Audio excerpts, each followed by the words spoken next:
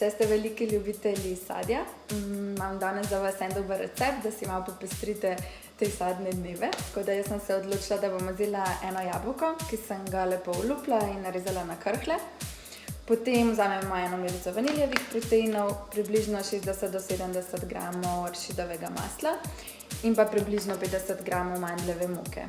Zmešali bomo peanut butter, proteine in pa mandljevo moko, naredili tako maso in vsak krhelj bom potem s to maso pokrila, dala za 10 minut približno v zmrzovalnik in na koncu še prelila s temno čokolado.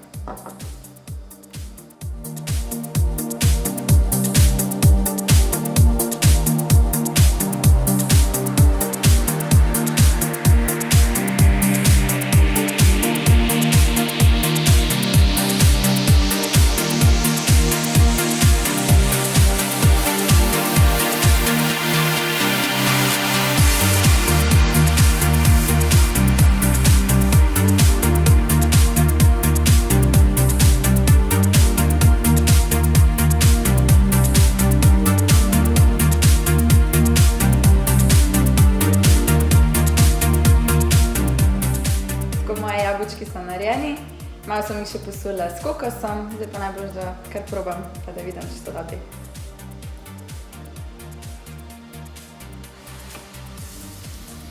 Super. Zelo dober.